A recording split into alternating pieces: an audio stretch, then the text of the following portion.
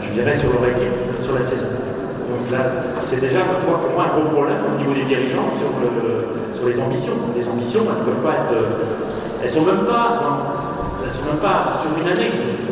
Donc la formation, ça veut dire qu'il y a un investissement sur 10 ans. Donc c'est pour ça que moi je vous dis, je reste dans mon rôle.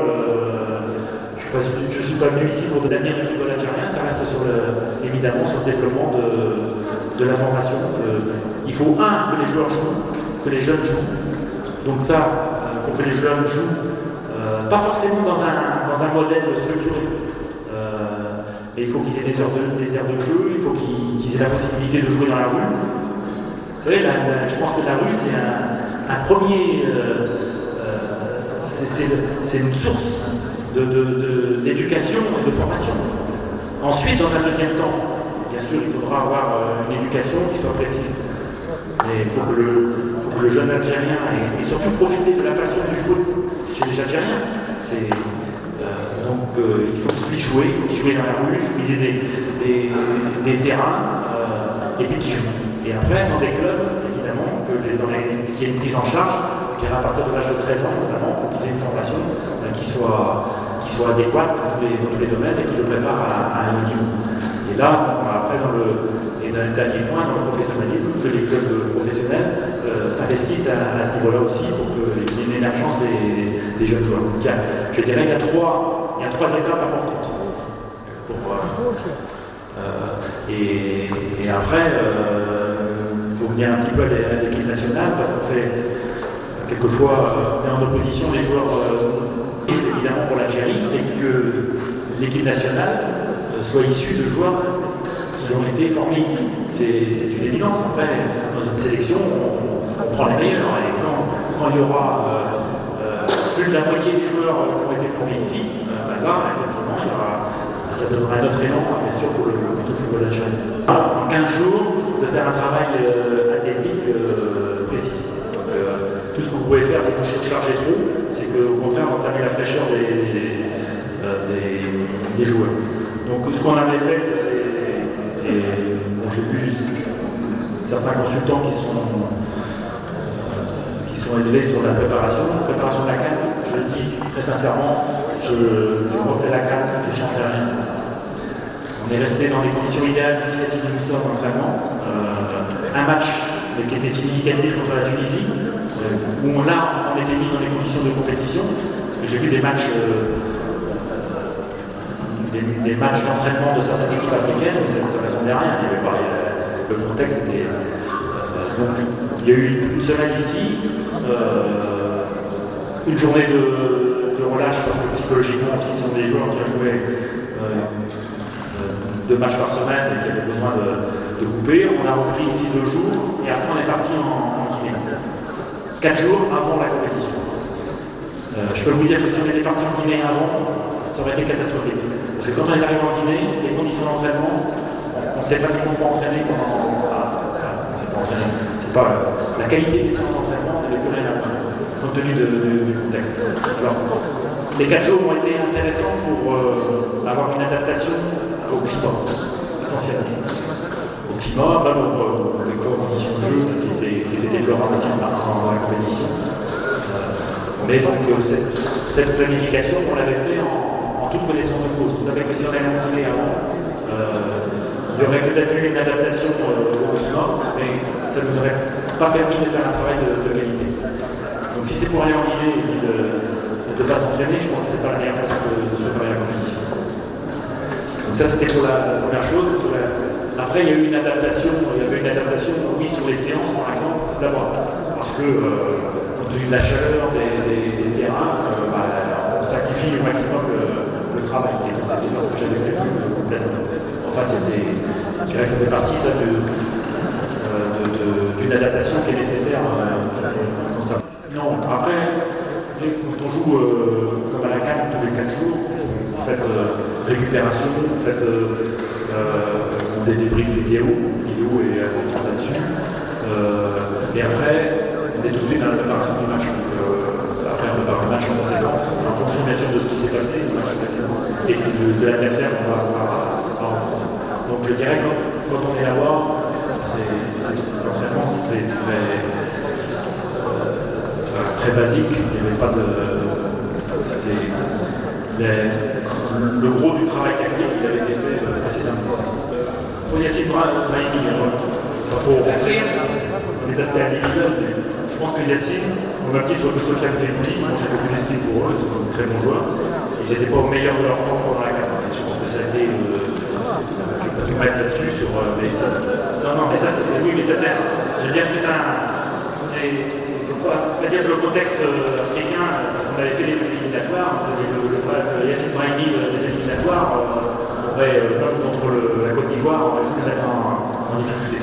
Après, un garçon comme Yassine Brahimi, dans le 4-4-2 tel que je l'ai défini là, il est incapable de jouer extérieur pour des raisons déjà de remplacement. C'est-à-dire que si vous lui demandez de faire des courses de remplacement, et si vous avez vu le match hier contre le Bayern, vous avez Porto, qui d'habitude joue très haut, là devait se replacer. Et Yassine, dans son remplacement, a perdu toute son énergie pour jouer. Donc si vous lui demandez de faire un remplacement sur le côté, c'est impossible. Voilà. Il a joué aussi côté gauche, il a fait des mi-temps côté gauche. Donc vous avez tout son pouvoir créatif, vous allez le perdre déjà là. Après, si vous regardez un garçon comme Yassine Brahimi, c'est un joueur qui déborde le port. C'est-à-dire qu'avec Porto, même s'il joue milieu gauche, du fait qu'il soit à droitier, quand il joue à droite c'est pareil, il termine toutes les actions dans l'axe. Par contre, c'est un garçon qui a une qualité extraordinaire, c'est dans la capacité de se retourner dans les contrôles rythmiques. Et donc placer le dos au jeu dans un rôle de deuxième attaquant, dans sa prise de balle, il a la capacité justement tout de suite à se remettre dans le sens du jeu et qui est extrêmement intéressant. Et par contre, quand il est placé en deuxième attaquant, il a des courses de remplacement qui sont moindres et donc ça entame moins son potentiel athlétique pour jouer. Alors je ne dis pas que je détiens la vérité, mais quand on place un joueur, quand on fait des choix, non seulement il y a aussi une question de complémentarité, parce que à gauche il y a des joueurs, il y a Riyad Mahrez, il y en a d'autres, à droite il y a Sofiane Feghouli, on doit tenir compte aussi bien sûr de la complémentarité, mais je dirais simplement sur des aspects spécifiques à Yassine, en tout cas ce sont des arguments que je prends en compte pour le situer à ce niveau-là. Et puis après, il y a le fait que Yassine, quelquefois, mais il ne faut pas dire, je pense que c'est un faux procès de dire, quand il est moins bon, oui, c'est parce qu'il joue dans l'axe, et puis parce qu'un jour, il va être bon, avec Porto à gauche, oui, à gauche, c'est à gauche qu'il doit jouer. Et donc, au but, il a la capacité de se retourner.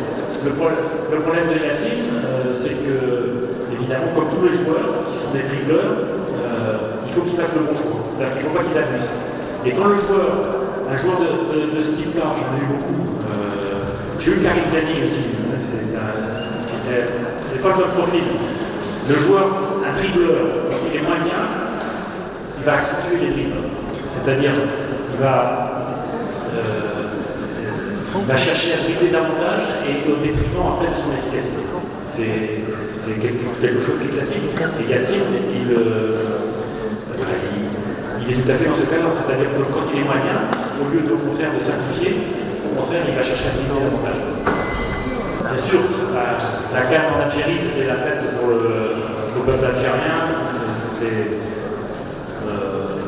Après, nous, en termes comme technicien, on subit les choses. Donc on n'a pas. J'ai été plus déçu du résultat de la CAN 2015 que de l'attribution de la CAN 2017, même si effectivement le fait que ce soit si la CAN 2017 avait été en Algérie, il y avait une effervescence populaire. Voilà, c'est une déception. J'irais plus pour le pays. Après, comme technicien, je me soumets aux décisions qu'ils ont prises et je n'ai pas mon mot à dire dans ces aspects. L'axe défensif. Là, on tombe dans des aspects individuels, pas seulement, mais évidemment, des aspects individuels. alors qui sont pas, qui peuvent être ponctuels aussi. Bon, pas trop rentrer dans les détails, enfin, un Calme Gianni, des petits peu moins bien. Il a beaucoup joué cette année, donc il a fait Calme, il était vraiment moins bien aussi que dans les matchs éliminatoires. Mais d'une façon générale, peut-être, c'est vrai que dans l'axe, on a très, très clairement un problème de vitesse. Alors la vitesse dans le foot, c'est la vitesse de course, mais ça peut être compensé par la vitesse d'anticipation. Et par contre, si on a ni l'un ni l'autre, ça devient difficile. Les problèmes que l'on rencontre, c'est dans la gestion de la profondeur. Alors les problèmes de la gestion de la profondeur, il y a trois choses. Il y a déjà le cadrage, c'est-à-dire le départ du ballon. Si à la perte de balle, vous laissez l'adversaire tenir le ballon dans l'espace, là, évidemment, c'est déjà un premier problème. Si tout de suite vous empêchez cette passe en profondeur, pour la ligne défensive, c'est aussi sécurisant. Et donc ça c'est un premier point qu'on doit régler. Deuxième point, effectivement, c'est dans l'anticipation de la ligne défensive sur la profondeur. On a pris un but contre le Ghana à la minute qui est invraisemblable. Un ballon qui vient pratiquement des 20 mètres, qui est tapé devant, on se fait prendre dans la profondeur. Donc c'est dans l'anticipation. Et puis troisième point, toutes les équipes qui jouent, prenez le Bayern, l'Allemagne, ont un gardien qui joue très haut. Et pour limiter bien sûr l'espace derrière la défense. Si vous avez un gardien dans les 6 mètres et si vous avez une ligne défensive qui est à la ligne médiane, vous avez un espace incroyable qui est difficile de gérer. Donc là, il y a aussi bien sûr un problème de positionnement de gardien qui doit être beaucoup plus haut, qui doit être anticipé sur les ballons qui sont donnés à la. Donc c'est la conjugaison des trois qui fait que souvent on est en difficulté sur ce type d'action dans la gestion de la.